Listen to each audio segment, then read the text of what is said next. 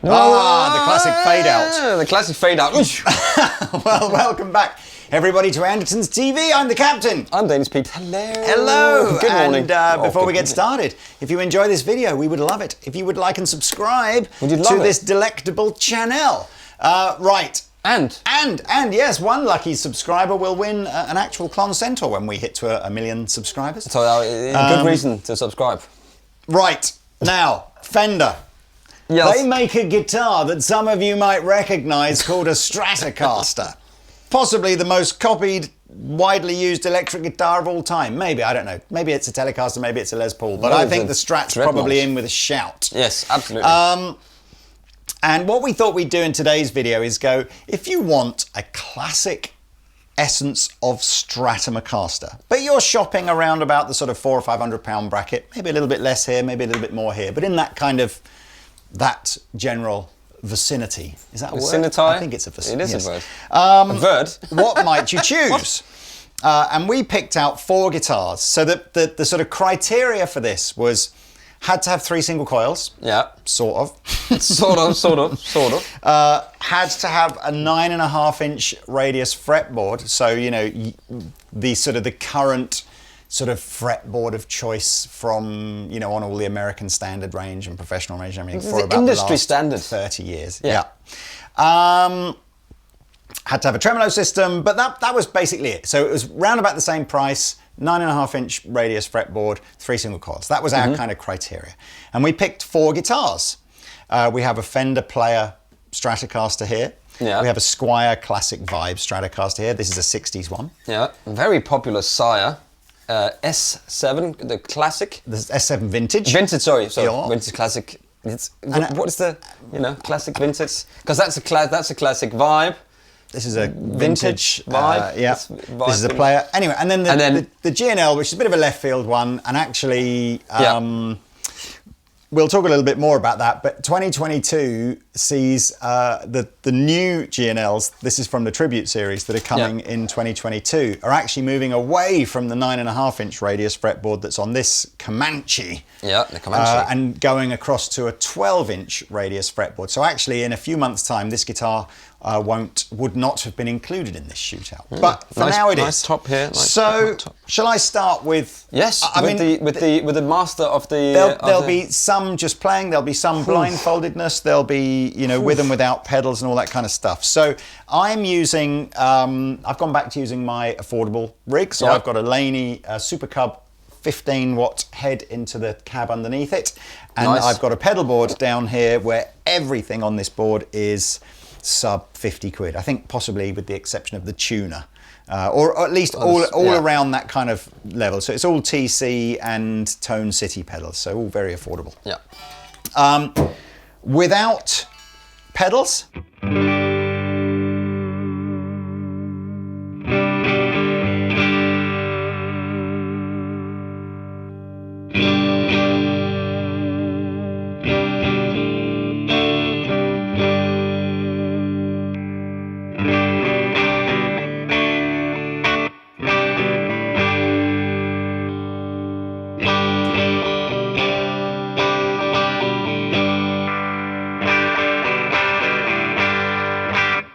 No real surprises there. It sounds like a Strat. It sounds a lot like a Strat. The Player series is made in Mexico. Of the 4 that we've got here today, it is by far the biggest range of options. Loads of different colours. Yeah. Different choices of fretboard. HSS versions, SSS versions, Floyd Rose versions, you name it, you can pretty much have it. But the consistent thing throughout all the choice of that player range is the neck radius, is basically this consistent sort of feel. This has a 2-point tremolo system, so the only one that is a sort of very traditional style trem system is the Squier Classic Vibe, which has the 6 screws holding that to the body. It close in the name there. Yes. Classic. This is 2-point, but it has the vintage saddles on it, so it's kind of perhaps a vintage tone, but maybe with a slightly more fluid sort of movement. Excuse me while I get to my plectrum. Can I digress a minute here and Yes. ask where did the 9.5 come from? Who picked out and gone, oh, that's the in the middle of the road thing? Why didn't people go 10 and that became the one? It's a really interesting Where question. 10 or 12 is now Les Paul, for instance, so it was 7 tweakle. It was 7.25 on all Fender guitars up until the 80s, which I think most people think they went to 9.5 before then, but it was 7.25 up until the 80s. Yeah. And there's lots of debate really as to the radius, yawn, because we do this in every single video, is how much sort of curve, if you like, is on the fretboard. So it's about the fretboard, and it's the not earth about as well. the back of the neck. I wonder what radius the earth is. has. It's a great shout. It's a great shout, isn't it? Maybe somebody can put... Yeah. It's flat, isn't it, at least? Pretty flat. So it's about the curve of the fretboard. Now, it's a really interesting point. You know, I don't know why in the guitar building history, because classical guitars have a flat... It's very flat. Radius fretboard. So I wonder at what point in the design of guitars did someone go, it would feel more comfortable or different or whatever if we just put a... Exactly, but wasn't there a story about Stevie Ray where he had he kept putting new frets on it because he played it a lot, and then the more they just, put new frets on and this stuff, and the more flat. Oh, you're talking about how it went to 9.5? Yeah, how it became 9.5, and maybe somebody at some point gone, oh, let's measure that because that feels good, and then gone, oh, that's this curvature, so then we'll go for that. I think I wonder why it went from flat in the first place. But oh, right. Anyway, you were thinking all the way back to... Maybe somebody can tell us. It's a really interesting point. I mean, but the general consensus is, I think, having that slight curve on the fretboard gives it a certain feel. I think it kind of probably does make the strings can go closer to the chords a little bit easier. Yeah, you can bend and solo. So the idea is the more curve that you've got in, the higher the action needs to be on strings, so that as you bend, it doesn't then hit, if you like, the curve of the fretboard. So that's, I think, why the general consensus was, as guitar players through the sort of the 80s started to play perhaps more of a shreddy style and more legato style, brands started flattening the fretboard out. So, if you take it to the extreme, like an Ibanez or something with a 16-inch radius fretboard, it's very flat, and therefore you can get the action crazy, crazy low across all 6 strings, and that's why. Anyway, but these are 9.5. So this is, if you like, your standard Fender feeling Strat. And what's the Silver Sky SE in all of this then? So the American Silver Sky is 7.25. For those who are going... Silver Sky SE why is it not here? I'm thinking just for those who purely and simply because it didn't hit the price. Exactly. It's 900 quid. You'll get another video. We'll probably compare that to something like Fender Vintera or Road Worn. Yes, exactly. Like that. Anywho, anyway, so you heard what my Strat sounds like. Again, I can use for that opening solo, I was using a Spark Boost just to give.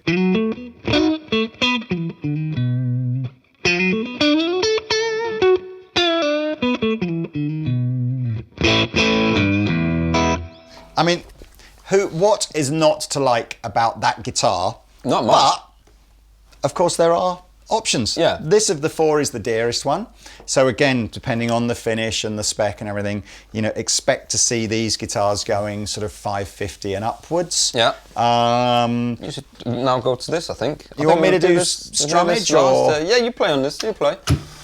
Okay. So, certainly for Andertons, Sire has been a phenomenally popular brand for us. Good looking guitar, that. History is in bass guitars, and for the last 4 years or so they've been making electric guitars. Yeah. They make them in conjunction with Larry Carlton. So Larry Carlton's the kind of the face and the name, if you like, and he'll be the sort of the guiding principle behind quality and stuff. Guiding principle. This is a beautiful guitar. These again sit in that sort of £450 to £500 range, so they're a bit cheaper than the Fender. Yeah. Not as many colours, but I guess you'd expect that. It's a much smaller range. Roasted maple necks now, locking tuners, a more contemporary contour on the heel joint here, so that the Fender is, well, in fact, can you show them the back of that one? Yes, it's very classic. Very classic. You can see the Sire has a little bit more access up here. Yeah. A very similar tremolo system, so vintage saddles and a 2-point trem, and their own proprietary pickups. So, very nice rolled edge fingerboards, worth saying as well. More rolled, yeah, I agree. So let's take all the pedals off again. It's got more bite and chime, I think.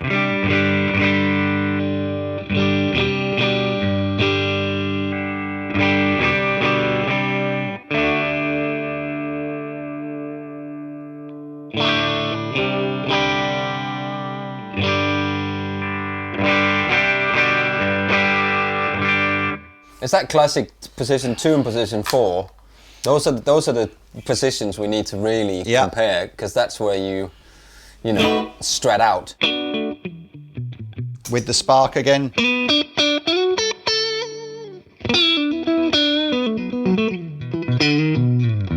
Now, both the Player series by Fender and the Sire have opted for this satin on the back, gloss lacquered on the front, which again is drawing down on the current Fender American Pro series, where they also do that. And it's, I think in the last 25 years or so, it's been the sense that satin on the back gives it a smoother, glidier feel, but gloss on the front gives it the snap and the feel. Now, this only applies to maple fretboard guitars, by the way. Obviously, on rosewood fretboard guitars or Laurel or Palfero, whatever Fender are using at the moment, it's always going to have a satin finish on the fretboard. It gets harder when it's lacquered, and then, you know, it's a little bit more like ebony, in my opinion. I just think it's got that glassy, it adds that glassiness to the tone of a classic vintage guitar. I'm not always convinced that a maple fretboard is brighter than a rosewood board, but that might just be me. Similar kind of weight. These are both made of alder, so you know you're going to get classic kind of vibe. You can kind of see, I think Sire have tried to make the body a little bit more sort of extended, just to give it a slightly more contemporary look. Headstock obviously is very different. Locking tuners, I think I mentioned in there. Yeah. Shall I try another one, and then you should? Do you know what? We'll blindfold you, and you can do the whole. Oh God. Which is which? Okay. Great. So probably the most popular guitar in the range, just in terms of how many of these get sold every year, is Classic Vibe. Yeah. So Classic Vibe is done under the Squier brand, which is the sort of the baby brother of the Fender brand. Classic Vibe is a Far Eastern made guitar now, so these are Indonesia, as is Sire, as is GNL, although I believe it is, certainly the Sire has its own factory. I believe it's 3 different factories, just all in the same country. Well, that's interesting. I'm not sure, Classic Vibe, because it's such a huge range, isn't always out the same factory. So they'll, you might find made in somewhere else on the back of your Classic Vibe.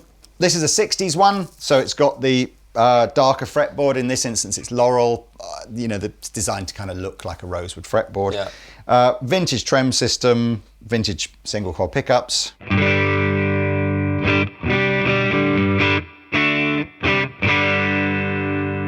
little bit less clarity, maybe. Clarity.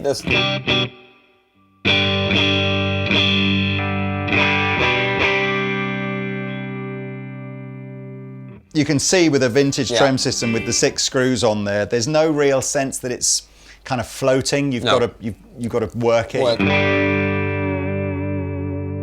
You can set it to float, but then I think the tuning is not as good as on these style.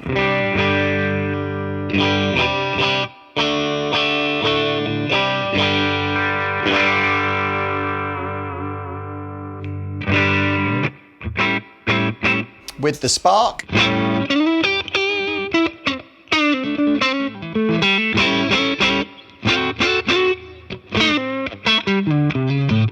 Now, as I said, Classic Vibe, I've got 2 Classic Vibe guitars myself. I've got a Strat, which I've modded around, and I've got a Telecaster, which I did more recently. It's impossible to criticise these value for money. Value for money wise, and for looks and everything, it's just great. You got lots of different, quite a lot of different finish options on here. The way Squier do this is a 50s style one will have the maple neck. It's lacquered on all sides of the neck. With a nice tint to it. The 60s style ones will have the dark fretboard and the lacquered back of the neck. And the 70s, I think you get a choice actually on the 70s. 70s goes over to the bigger style headstock. And the purple is a special run that Andertons did because Pete loves purple. Yay. So this you can probably only find at Andertons, but there's lots of other colours in the range, and they're all essentially the same guitar, just different colours. You know what I prefer about that? The neck tint, actually. I like it better than the roasted. I think it just looks like it's aged more natural than. So you've got, it's interesting actually, you've got three. So Pete has a maple neck which hasn't got any stain on it at all. So it's just, that's what maple looks like. The Squier is a plain maple neck but with a colour tint on it to make it look old. And that the Sire and the GNL go through a process of what's called roasted maple, which is where it's exactly that. It's roasted, and then the discoloration happens as a result of the roasting. And you can see one is darker than the other. So I mean, I've seen that. It's how long you leave it in the oven for. Gas Mark 5, basically. So should we just quickly do the GNL to give the fourth one, and then I think we'll go over to, you can blindfold and you can literally say, this is what I'm feeling. Now, GNL stands for George and Leo. So the Leo bit being Leo Fender. This is the company that Leo started in when he sold Fender in '65. Then had a period of non-compete, so didn't do anything. Then started his what was the research? CLF research. Clarence Leo Fender research. Worked for Music Man for a bit, designed things like the Stingray, and then set up GNL with his good friend George Fullerton, who had also been at Fender, and they ran that together for about 10 years, I think, until Leo passed away, but it's still going now. His sort of S-type guitar comes in 3 different flavours. The Legacy is basically just trying to be, you know, it's a dual fulcrum trem, but with 3 completely regular single coil pickups on it. The S500 is the same trem, but with the MFD magnetic field design single coil pickups on it. And the Comanche uses, these are called Z coils, Z for the shape, or Z coils if you're in England, obviously. And this was an early effort by Leo Fender to do hum cancelling single coil pickups. So very clever. It's essentially a single coil for the bottom 3 strings and then a separate coil for the top 3 strings, and when they're wound in a certain way, there is hum cancelling. So he was a clever. He was a clever chap. He was clever, and he didn't even play guitar. No, absolutely. Blind in one eye, slightly deaf, and couldn't play the guitar. What? Where are you? And invented all the best guitars and amps ever.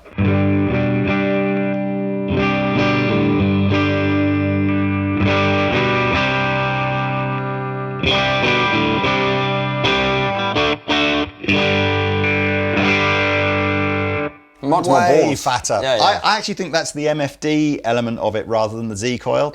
All the MFD pickups on GNL guitars are like just bigger versions of the Fender version. With the Spark,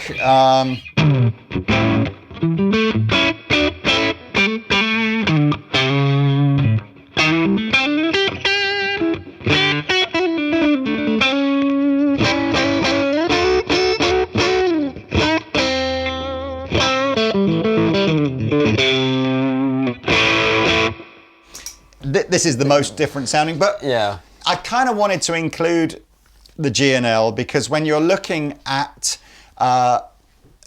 you know, alternatives to a Fender Strat, it's probably the one with the closest legacy to Fender because of the ownership. Not necessarily, it might not be the closest copy, but it's the one with perhaps the closest legacy. Probably the one furthest away, actually. Yeah, this is true.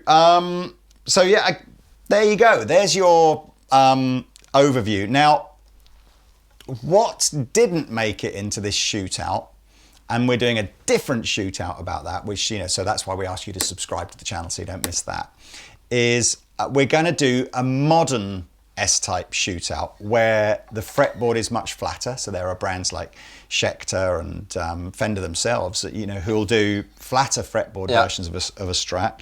And then we've picked out a few that are like an HSS configuration. So like a contemporary spin on the Strat. But this is very much about it being a traditional spin on the Strat. So, Mr. Pete. Yes, Mr. Could we blindfold you now?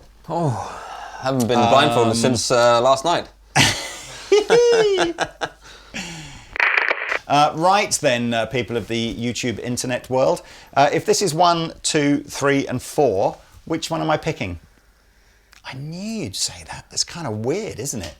Here you are, Mr. Pete. You may take the guitar. Do you need to plug it in? Because I think one of them has got a different plug, hasn't it? You're absolutely right. I'll try and do this without everything falling over.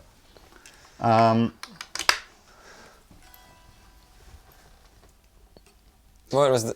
There. I got He's it. got it. He's got it. Can I... Oh, that's a good point. Let me get your tuner for you as well.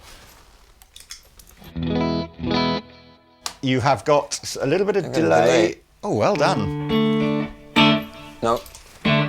Hold on, I'll do it. That's the one, isn't it? Yeah, off. And you've got a little bit of... Just a bit of compression. You've got compression. That's okay. fine.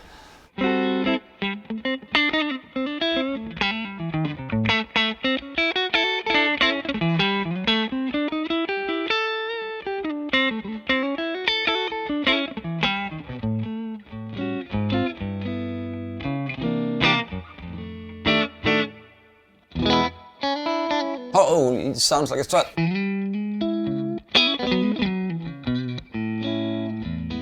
Can't believe I can hit the right note.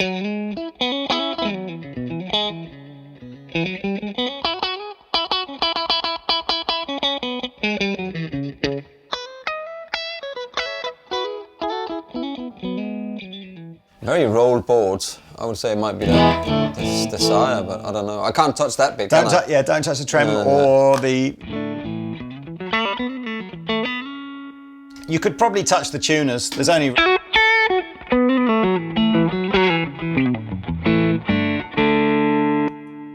that the Dane? It was.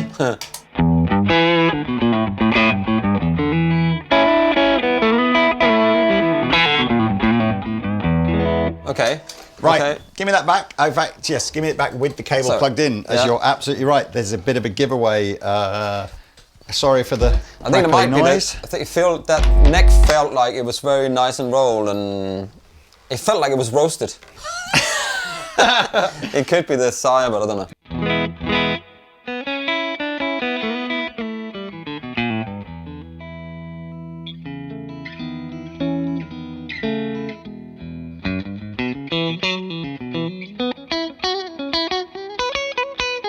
Is that got that snap?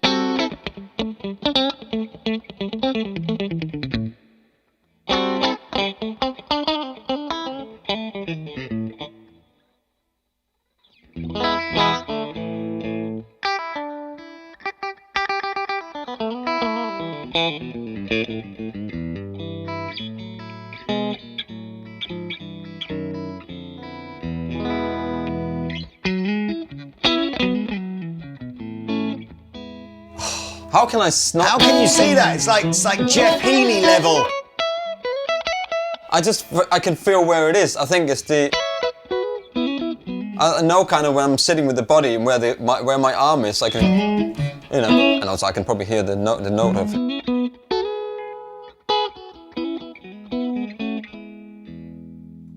No, wrong one. Go. That's it. No, go right slightly. Left. That's it. Right.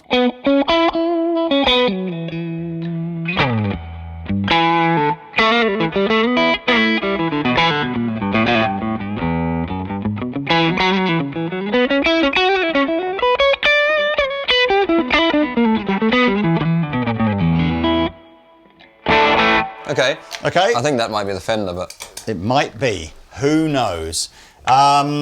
Or it might not be. I mean, let's be honest with you. the ball wasn't as rolled, but it felt really nice, and it's got a nice, just a familiar. Have I still got the drive pedal on or not? No, I think you've managed to switch it off. Incoming! Oh, okay.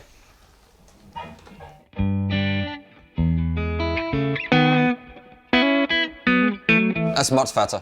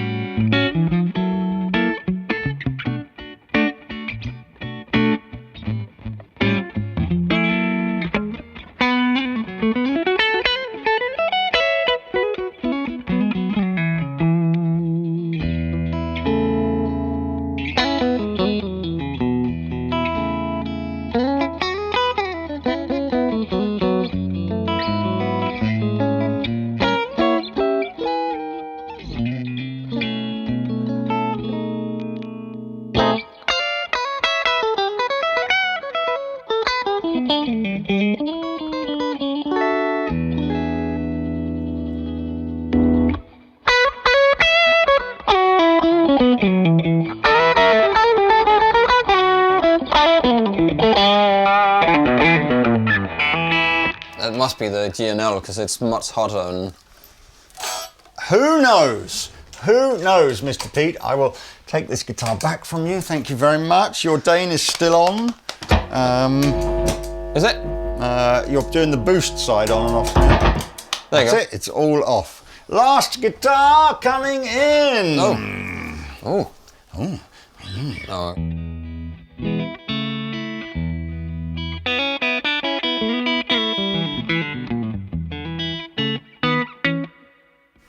This is lacquered, so it can only be the Squier.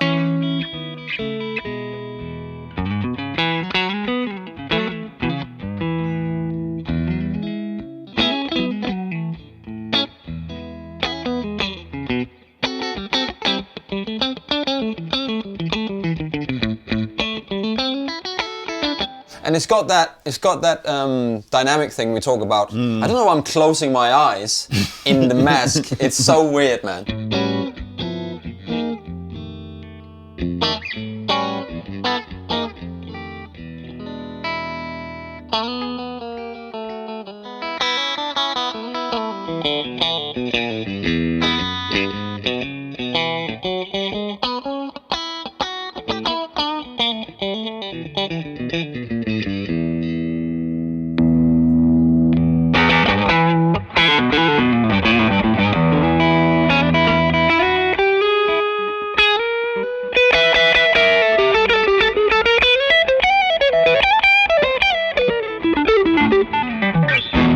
Squier.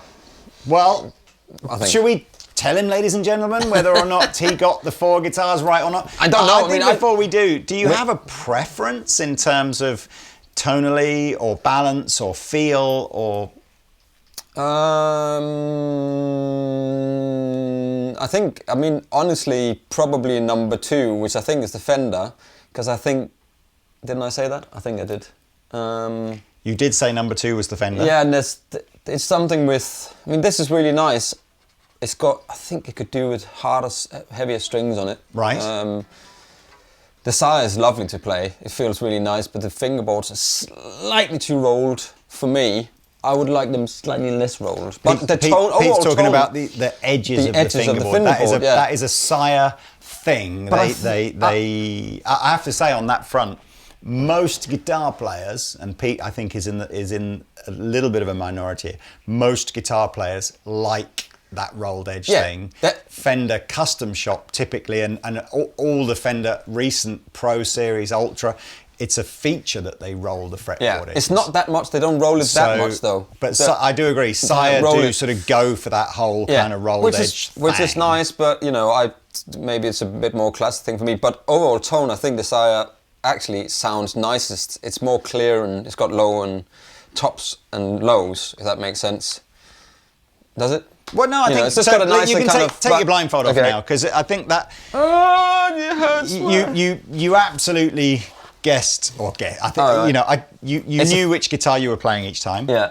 I think you rightly identified things like the rolled fingerboard edges being a bit of a giveaway on the Sire. Yeah, it's very and it is probably isn't it? It's interesting. I know when we very, very first tried the Larry Carlton Sire range, we noticed that the pickups had, I think I described them as more of a studio. Yes, it's more hi-fi sound. It's more hi-fi. I remember speaking to Sire and going, you know, is that what you were trying to achieve? And they were going, yeah, absolutely what we were trying to achieve. That sort of, I don't know, more high fidelity kind of sound. That's definitely just, I mean, you can't beat a Strat. It's just really difficult. But if you're looking for something with something extra in it, you know, you like your rice pudding with vanilla in it, or you know the toppings. What is it, Müller Corners? You know, I like mine with with lemon or whatever. I like mine with my sort of feeling is you can't criticise the Player Series. Absolutely not. It's the only one of the 4. Well, actually, that's not true. It's the Squier you can call a Strat as well. So you know, it is an official Stratocaster. It looks like a Strat. It sounds like a Strat. Yeah. The Mexican facility is phenomenal build quality for the money. Yeah. Even though it's the dearest one of the 4, it will absolutely have the highest resale value as well. 100%. So, you know, is it the dearest? You know, if you can sell it for 80% of what you bought for it, then maybe it's not the dearest one. Maybe it's the cheapest one. I like it. I do like it. I have to say, I prefer the feel of. For me, I prefer the feel of the Sire. And I completely understand that, because the necks are so lovely, and I mean, this is the flattest one of them all that way. The thinnest. The thinnest, yeah. Where that is just, they've just nailed the curvature and the whole thing about that neck. It's very similar, but it's almost like it's slightly fatter, but in the right way. I love the look of that. Yeah. The roasted neck with the gloss fingerboard, I think, looks so classy. Yeah, I mean, the neck is glorious. I honestly think if you put that neck on a £3,000 guitar and said, that's the guitar, I honestly think you'd just go, yeah, that's fine. Absolutely. It's glorious. It really, really is. And it looks great, and it feels great, and it sounds great. There's nothing wrong with these guitars at all. I mean, do you know what, interestingly as well, I almost want a G&L guitar with some MFD pickups on it for its own thing. Yeah. I don't actually think that the right way to approach G&L is to go, oh, it's a copy of a Fender, but maybe it'll be a bit better value. No. I honestly think G&L is its own thing. Its roots are in a Fender thing, but it's gone on to go, no, I'm kind of go over here. And just be my thing over here. Yeah, because there's a similar feeling to the necks, and the way it plays is similar, but the pickups, they just make it a different guitar, you know, and that's why there's room for a G&L in your collection. The only one that I would, and I didn't think I would feel like this, and I don't think I've even felt like this when we've done Classic 5 videos in the past, but honestly, when you compare these four, that one I would just want to change the pickups in. Yes, but what's the point then? Because then you have to buy a set of 200 quid pickups, 150 quid, then you might as well get that or this, or then you're up there anyway. That's always been but you don't have to look, do you then? That's always been my kind of argument with modding guitars. Is it, you know, if you go and spend £200 or £300 modding it, is it worth it? And you don't end up with a guitar that's better than if you just spent 600 quid on the guitar in the first place. It's like, what was the point? But I don't know. But people like to mod, man. That's, people like to mod. Yeah, mod. I get that. And in fairness, you know, you probably, although you probably do have to spend £200 on a set if you're going to buy brand new branded pickups. I think there's probably a lot on the internet that you can buy either used or yes, but unbranded. Are they better, these, than if you buy a pair of 50 quid pickups? You know, you might as well splash out. I don't know. Well, there you go. So I hope you enjoyed this little video. I hope you found it sort of informative and useful. I certainly did, because I've never compared these really before. So yeah, I'm looking forward to doing the next one where we look at some more contemporary Strats as well. But anyway, links below. If the G&L is your preference, that's a good guitar. This model, when we've run out of the current, there's 2 or 3 different colours in this burl finish, but when they're gone, they're gone, and the replacement for it is a slightly different spec. So if you know. Don't delay if you want one of these. But yes, and we'll absolutely revisit the new G&L guitars when they arrive. I think they're coming in the summer. But there you are. Happy days. Thank you very much for watching. Thank you, Pete, for your considered opinion. It was valid. You know. And yes, we shall see you next time. Are you wearing a tag today? Yes. Yeah, I'm wearing a tag too. You're wearing a girly one, aren't you? I'm wearing one with a slightly smaller face on it, absolutely, yes. Yeah, that's fine. To go with my dainty wrists.